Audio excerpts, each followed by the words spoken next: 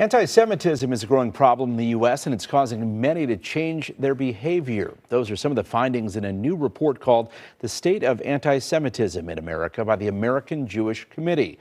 And Sarah Van Loon is the Chicago Regional Director of the AJC. Thanks for being with us.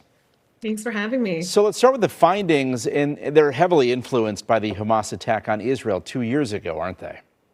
They are, and in fact, what makes this survey so unique, it is the largest survey of its kind of both Jewish Americans and the U.S. general public. And it's the only one done in the 1 year since the October 7th terror attack. So we're really seeing firsthand what American Jews are facing. And the statistics are quite alarming. We've gone past a tipping point here, and we must act now to protect Jewish Americans and, in fact, all of our democracy. Your survey found a third of Jewish people in the U.S. say they've experienced anti-Semitism. What does that look like specifically?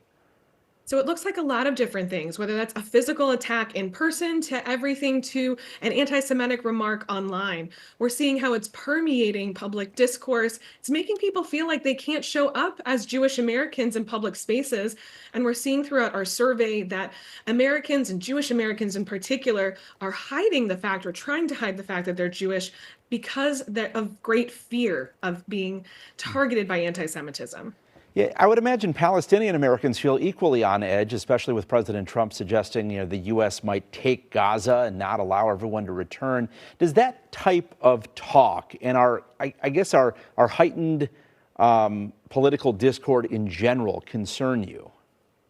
It does concern me because if that's the rhetoric that we're seeing at the top, you can imagine then what floats down to just everyday discourse online.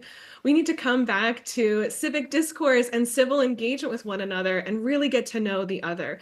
This is part of the work that AJC does, whether it's through our intergroup or interfaith advocacy efforts, or just creating more opportunities to engage in a robust democracy. Because whenever any minority group is threatened or imperiled, it's bad for all of us, not just the minority group being targeted.